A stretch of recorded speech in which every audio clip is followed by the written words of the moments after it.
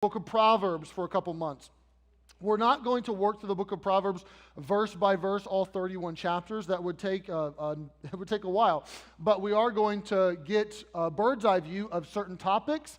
And wisdom is what the book of Proverbs is all about. Of course, the first verse tells you that. It tells us that these are the Proverbs of Solomon, the son of David, king of Israel, to know wisdom, right? So here we go. I'm going to give you this so that you can know wisdom. So we are going to do that. Over the course of this series, we will look at different topics. We'll look at parenting. We'll look at friendship. We'll look at anger and dealing with our anger. We'll look at envy or laziness. We'll look at these different topics that Proverbs weighs in on. But this morning, we're going to zoom out and just try to get an introduction to the book of Proverbs. I hope personally that you're as excited about this as I am, because Proverbs is the most famous book of wisdom that has ever existed.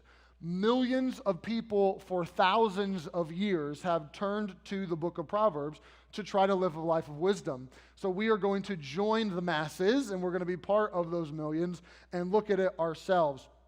So here's what we're going to do this morning. We're going to zoom out and try to get just wisdom in general, and we're going to ask basically three questions. Why, what, how?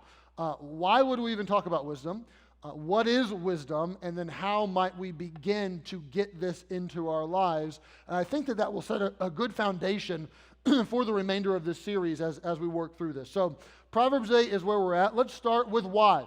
Why would we do a series on Proverbs? Why would we talk about a life of wisdom? Why would we examine wisdom in different categories?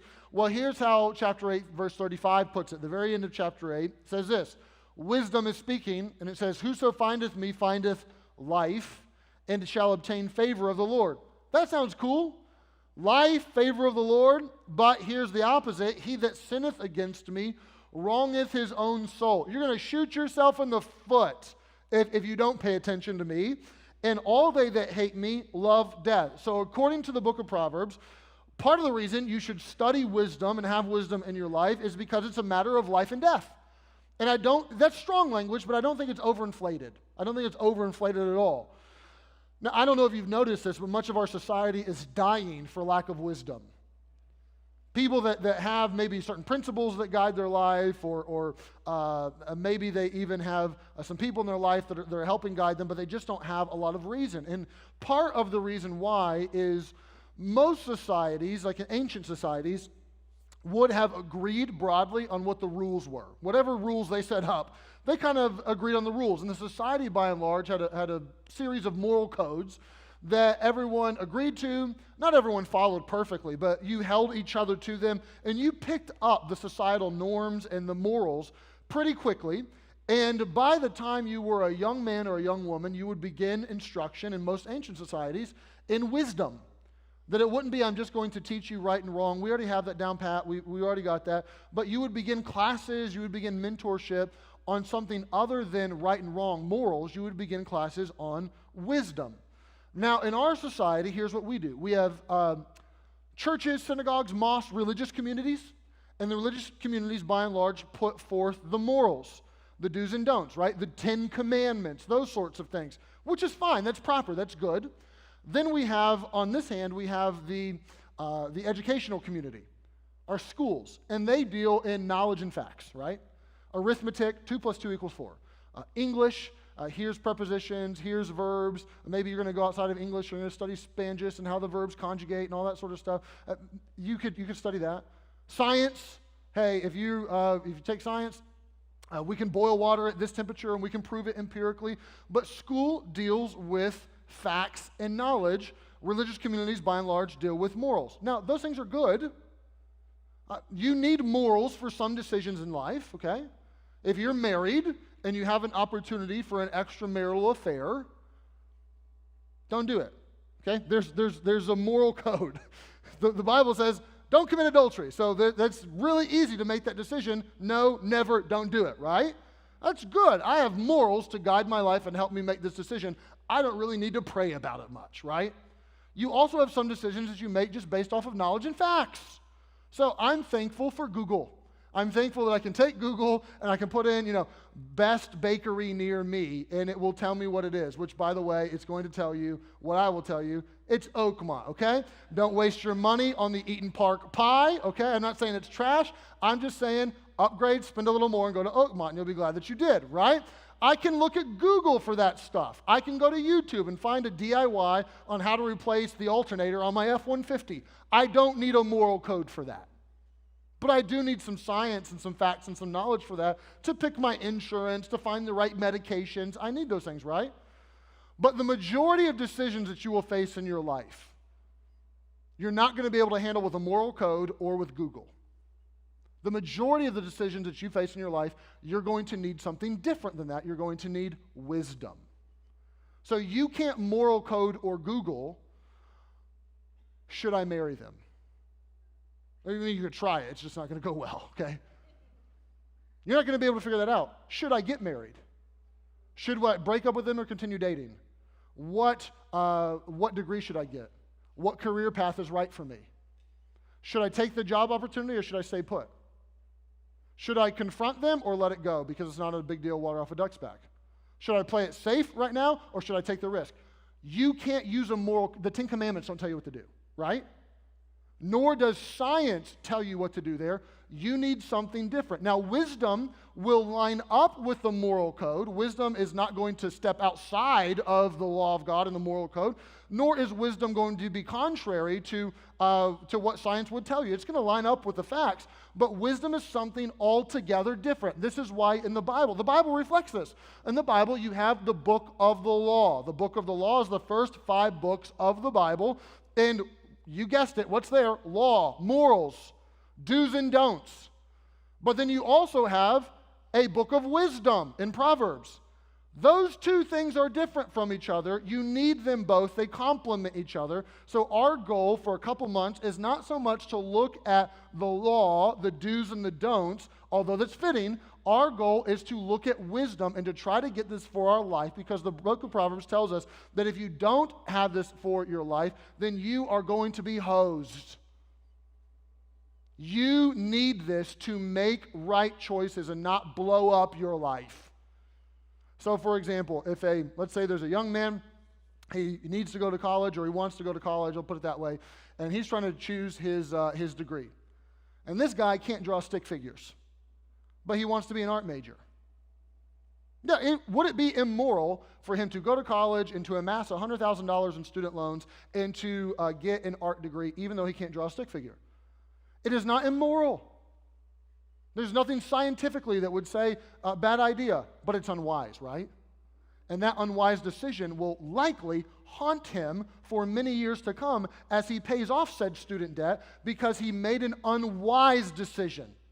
So we have to take these different categories, these topics, these things in Proverbs, and to begin to try to help ourselves make wise decisions and live a life of wisdom. So why? Well, you need it. You desperately need this, and your life is going to blow up if you don't have this. That's why we're going to study wisdom for a little bit. So what is wisdom? Well, I just told you a little bit of what wisdom is not. Wisdom is not morals. Wisdom is not science. It is different than those two. And here's how Proverbs 8, verse number 10 puts it. It says this: receive my instruction and not silver, knowledge rather than choice gold, for wisdom is better than rubies, and all the things that may be desired are not to be compared to it. So what this is saying is, first of all, wisdom is infinitely valuable. More valuable than gold, more valuable than jewels, more valuable than silver, more valuable than power or fame or whatever it is that your heart is desiring or is wanting. More valuable than optimal circumstances. We all desire that, don't we? We all want health. We all want our money decisions to work out right. We all want our children to grow up and to be responsible and to respect us. We want these things. But more than those desires, more than those optimal circumstances, better than that is wisdom. Because very few people will ever reach a point in their life where their circumstances are optimal. And if you do reach that point, hang on. It's going to last about 10 seconds, and they're not going to be optimal any longer. So you need wisdom to deal with the stuff that's less than optimal. You're going to have wisdom for that, to know what to do when the company let me go, even though it wasn't my fault, or when it was my fault. You're going to need wisdom to know what to do, how to approach this kid versus that kid. There's no law in Exodus for that. You're going to need wisdom to be able to work out parenting and marriage and relationships and how to deal with some of the problems that haunt you year after year after year. And some of you right now are facing decisions. You're staring down the barrel of a decision this week, this month, this year, and you feel so ill-equipped to handle it. And hold on, just wait for a little bit. We're going to try to help you with that and get some wisdom. Wisdom is infinitely valuable to our lives, but here is how it's defined. Look at verse number 12. This is how Tim Keller, he was a Presbyterian pastor. He's been retired for a number of years now, but he has a series of talks on wisdom. He gave them once, and then about 10 years later, he gave them again and kind of updated them and expanded them. And I've listened to both sets of talks multiple times, and much of today's sermon actually is from editing and kind of putting all those together and trying to give you just a bird's eye view of all of this. But here is how he defines wisdom, which I think is so biblical and fitting. Here we are, verse number 12 of chapter 8. Wisdom, you're going to look at some synonyms here, some things to help expand what wisdom would be, and it's going to attach these synonyms. So here's one. Wisdom dwell with prudence and find out knowledge of witty inventions. So prudence is the idea of knowing how things really are, which is why if you have it, you'll be able to figure out how to create something to solve a problem or how to have a witty invention or something. Prudence is the ability to notice little distinctions, to see how things really are. So think this way, Sherlock Holmes, right? There's a crime scene, the cop walks in, and they're like, oh, somebody got murdered. I mean, there's like 3 bullet holes. Apparently it was a gun, and they're putting it together. But Sherlock walks in, and he notices all the little distinctions, and all of a sudden, he can see how it really is, right? He notices like this red fiber there and this and that, and all of a sudden, he puts together, and he sees the story. He sees how it really is because he was able to notice all the little distinctions. That's a form of wisdom or prudence, and wisdom, part of it is being able to see how things really are. But verse 14 says this, counsel is mine and sound wisdom. I am understanding, and I have strength. That word understanding is banah. It means knowing how things really work. Not just how things really are, but also being able to see how things really work. And if you have those two, you're able to see this is how it really is, and this is how it really works. Then next verse number 15, by me kings reign, princes decree justice, princes rule, and nobles, even all the judges of the earth. So you know how it is, you know how it works, and all of a sudden now you know what to do about it. Now the kings and the princes can reign and decree and they can rule. Why? Because wisdom is put it all together. It's knowing how things really are and how things really work, and so you know what to do about it. That's wisdom. Wisdom is this idea of knowing what to do when the rules don't apply. Some things, the rules you'll be fine for. 20% of life, the rules will tell you exactly what to do. But a ton of life, the rules won't cut it. You're going to have to be able to rely on something other than the moral compass. You're going to have to rely on wisdom. This is how Gerhard von Rad, he's a Jewish scholar who wrote a book called Wisdom in Israel decades ago, but he defined wisdom this way, becoming competent with regard to the realities of life. That's what wisdom is. It's seeing the realities of life and being competent and knowing what to do with those. And we all absolutely need this. This is something that is immensely valuable for your life. So the $1 million question is, how do you get it? If there is this wisdom thing that I need that apparently I don't have, but I need it for my life, and it's going to be so helpful for my life, then how in the world would I get this? And I'm not going to be able to give you an exhaustive explanation of how to get this. I will give you more of this as we move through this series over the next few weeks, but I at least want to start today with giving you some action items to begin living a life of wisdom. These are some of the best practices that you could put in place to help yourself become a wise person. So here we go. What do you do? How do you get this? First of all, know yourself.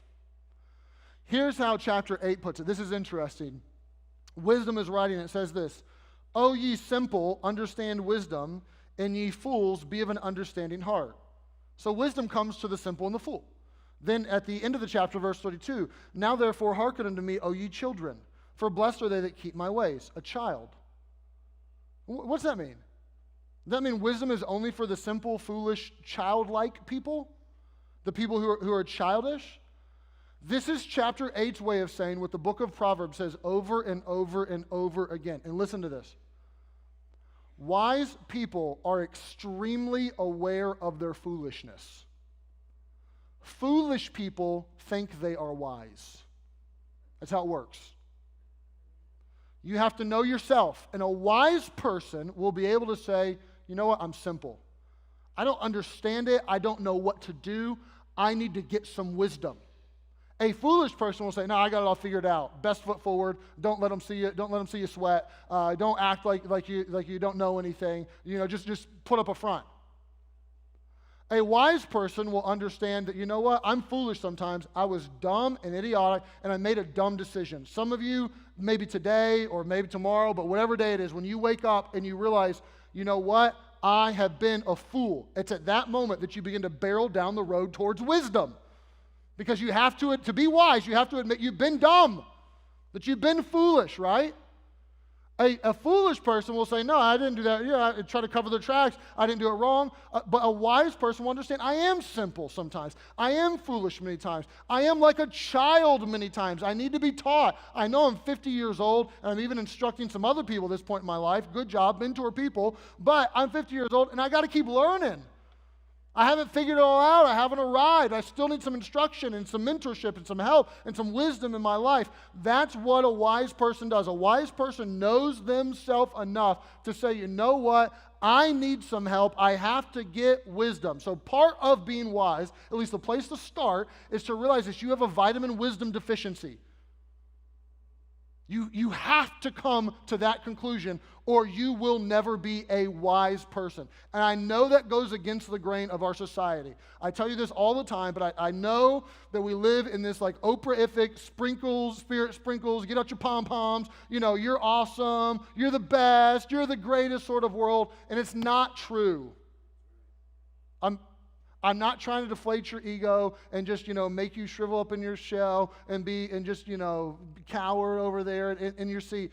I'm trying to tell you the truth.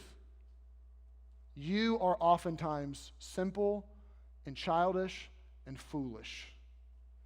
And if you don't understand that, you'll never seek wisdom. Don't believe the lie that you have this figured out or that you've arrived or that you don't need instruction. Nobody lies to you more than you. Okay? Nobody lets you down more than you. So you have to be able to say, I know myself and I know I need it. This is why, if you don't understand this, then you'll come to Proverbs 30 and you'll read the words of Agur.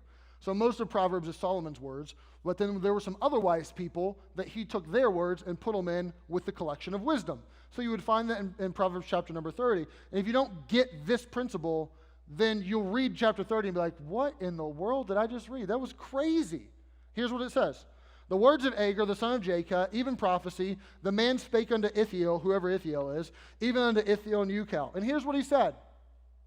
Surely I am more brutish than any man, that means like animalistic, and have not the understanding of a man. So he starts out with his wise words, and he says, you know what? I kind of feel like a donkey. Like I feel like an idiot.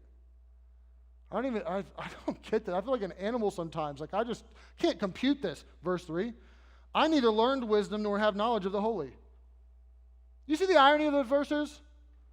All right, if that's true, Agur, that you're dumb and you don't have wisdom, you don't have knowledge, how did you make it into the greatest book on wisdom in the history of the world, right?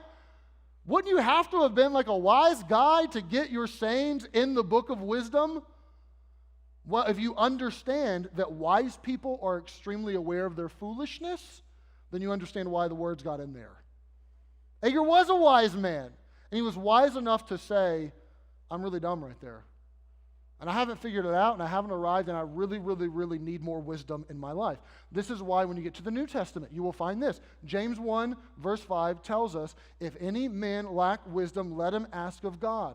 And God will give to all men liberally and upbraid not. He won't hold it back. But it starts with, if any man lack. It's not enough to say, God, you know what? I've got a ton of wisdom in my life. Like my wisdom bucket is like at the brim. And if you could just top me off, like if you could pour a little more wisdom so I overflow, that would be fantastic. Give liberally and pour it out to me, God, because I could just use a little more wisdom in my life. No. You have to come to God and say, God, I'm deficient and debunked and I lack. It's only then, that heart of humility, it's only with the heart of I lack wisdom that God will pour out wisdom. And the inverse is true. Romans 1 says that there were people who, professing themselves to be wise, became fools. Over and over again, it's the same theme. Wise people are aware of their foolishness. Foolish people think they're wise. So first of all, you want to be wise? I hope you do. I want you to be. I personally want to be. You have to start by saying, I need this. I am deficient. I know myself. I really need some help here. Secondly, no friends. First of all, the whole passage, chapter 8, is wisdom personified. I'll talk a bit more about that in a minute. But it's wisdom, this immaterial thing, this abstract quality that suddenly takes on like lips and hands and feet and starts to love and feel and talk. But wisdom becomes personified, like this relationship. And you have to understand the book of Proverbs as a whole. The book of Proverbs is a father writing to a son. Now, that has been passed on to a whole lot of other people, but the entire book of Proverbs is given within the context of a mentorship, of one person instructing another person in wisdom. And if you miss that about the book, then you're going to miss a huge component of how to be wise. You have to have people around you who are weighing in on your life and helping you see what you cannot see. Because the fool is an individualist. A foolish person is someone that says, I don't need anyone else, I know enough, I don't need advice, I got it figured out. But a wise person has a company of counselors.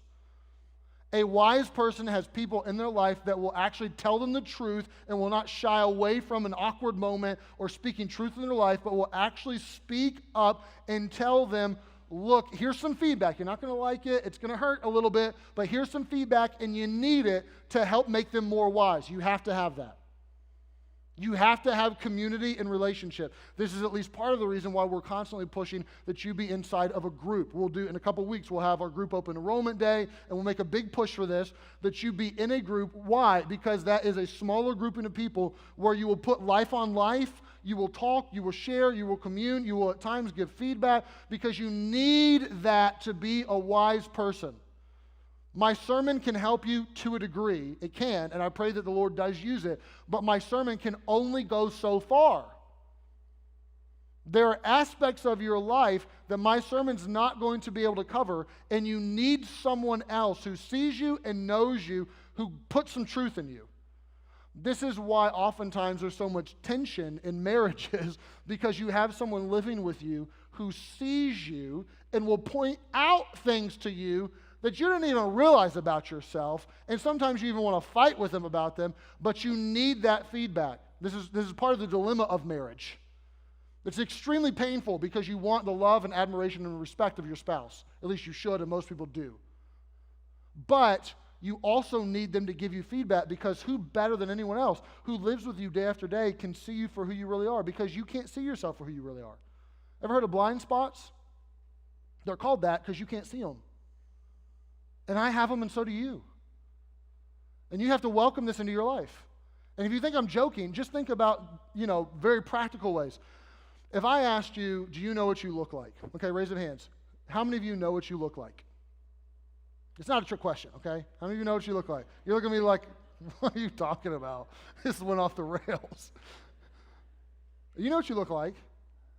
Then why is it that 90% of the pictures you see of yourself that someone else took, you go, oh, I look like that? Right? Am I kidding? That happens over. You know what you look like, but you don't really know what you look like from that angle. Oh, I laugh like that. Right? How many, you know what you sound like? I hear myself right now in my head, but I don't really sound like this in my head, right? If you ever listen to a recording of yourself, that's your first thought. Do I really sound like that? And then you ask everybody, I sound weird? You don't sound weird, that's you, right?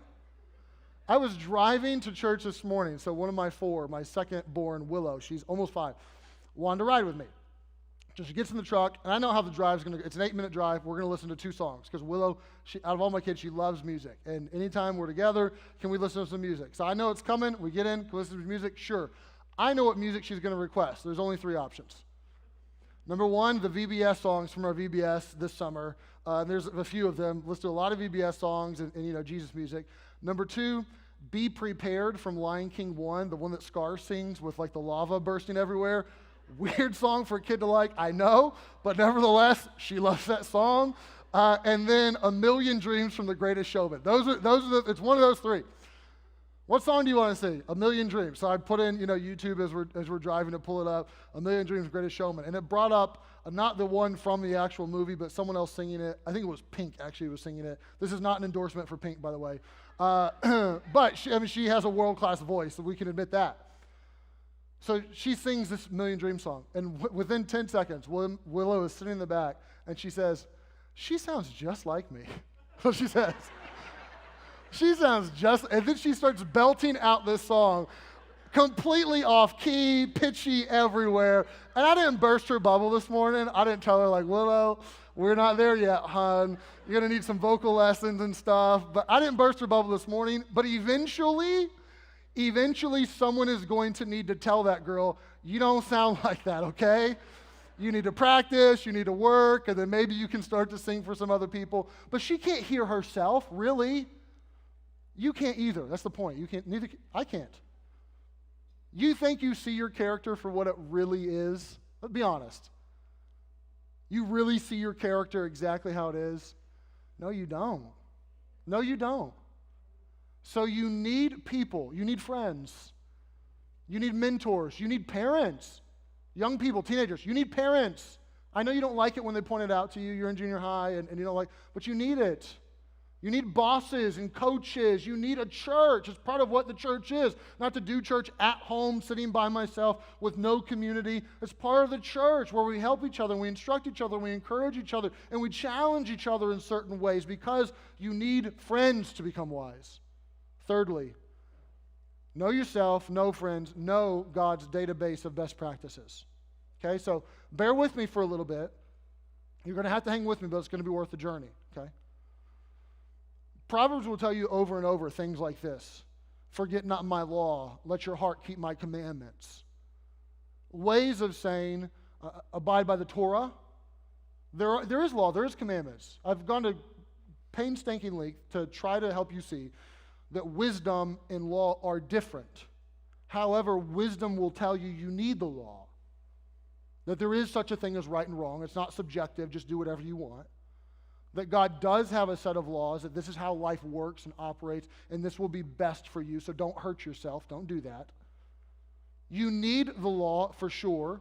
You also need, outside of the law, wisdom. It's the book of Proverbs.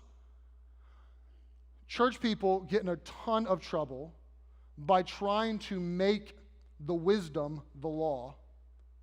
And there's a distinction. So church people do this, I find, in 2 ways. Number 1, they will take a decision that is not a moral decision, but they'll try to make it a moral decision. They'll have to find a car, okay? Do I buy a used car or do I go buy a new car? You know what? There's probably in your it's different for everybody, but in your circumstances, there's probably a wise choice and an unwise choice. But there's not a moral choice there, really. But lots of times people will, you know what? I want to make this a moral choice, so I'll pray about it, and I'll ask God to show me a sign, and I'll try to find a verse for it. And, they dwelt in one accord and Acts, so I made a cord. I must need an accord. There's no used accord on Facebook, so I guess I better go get a new accord. And you'll try to, over-spiritualize decisions that aren't meant to be spiritualized. And I'm not telling you don't read your Bible and don't pray and don't ask for the Holy Spirit to guide you. You should, but there's some decisions, actually lots of decisions, most of life's decisions are like, just use your brain and make a decision and don't blame God for it. Just make the wisest decision you can, okay? Church people also get in trouble when they approach the book of Proverbs because they treat Proverbs wisdom literature as though it's the law. The law is super clean cut, black and white, do, don't, in every circumstance. But then they come to Proverbs and they start to treat the Proverbs as though they're absolute commands or as though they're unequivocal statements, and they're not. The book of Proverbs tells you how life generally works. It'll give you statements, and if you read them as an unconditional promise or an absolute command, you will be sideways fast. It'll tell you, this is how it typically goes, but it's not a promise, okay? So for example, the hand of the diligent maketh rich. Generally, if you work hard and you're diligent, money will follow. But there are, let's be honest, there are poor people around the world who work really hard, right? And there are also some lazy people that got money. Ever notice that? So did Proverbs lie to me? No, it's telling you this is how it generally works, right? Train up a child in the way he should go, and when he is old, he will not depart from it. God's not making you a promise. He's not saying if you put them in church and try to, we all don't, no one does a perfect job, but if you do your best and put them in church and teach them the law of God, that I promise you, bank on it, guaranteed 100%, your child will eventually come back to me and will live for me. No, he's not. It's a proverb. Ever read Ezekiel? There's a whole chapter dedicated to this dad who was awesome, who did a great job parenting their kid, and the kid ran away from it and never came back and died in his sins.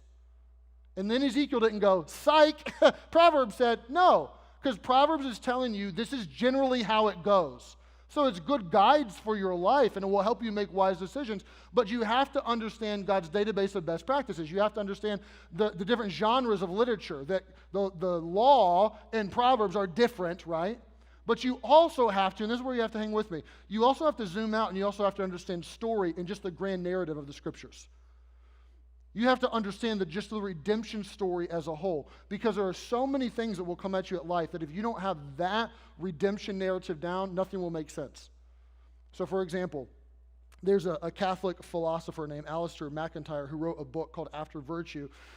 I'm not saying you should read the book or not, but there's a very famous illustration he gives in the book, and it's famous for a reason.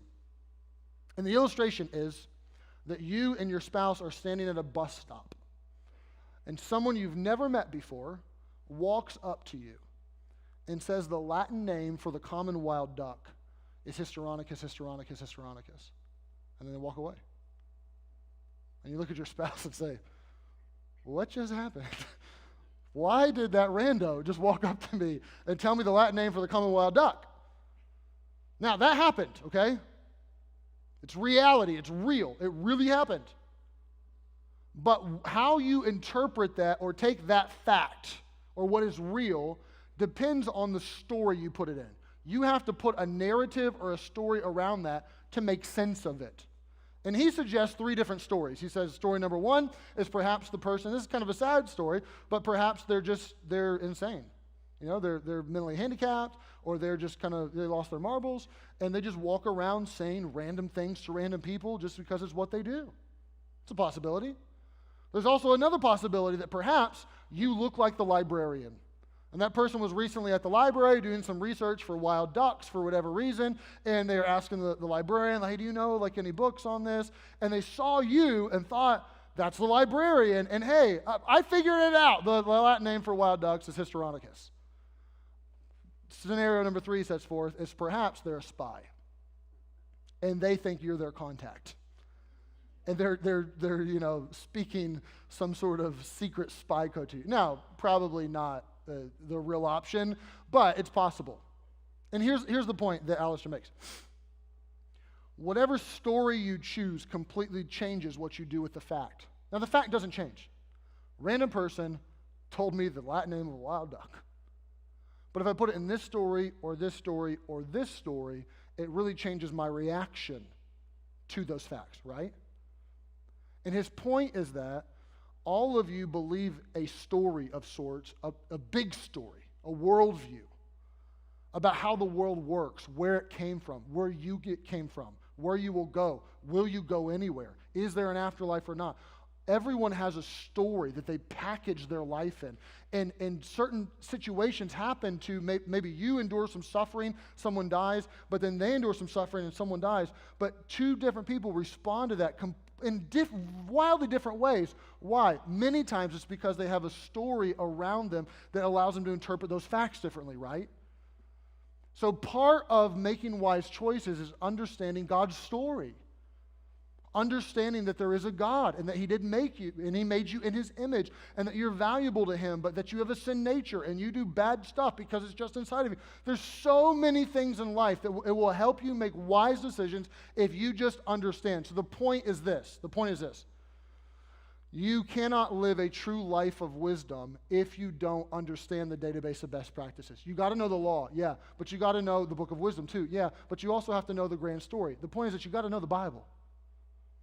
You got to know the Bible. This is why you come to church actually is really important for you. Or being in a group and learning the scriptures. Or reading the scriptures on your own and being part of our Bible reading plan that we're doing every 2 or 3 months.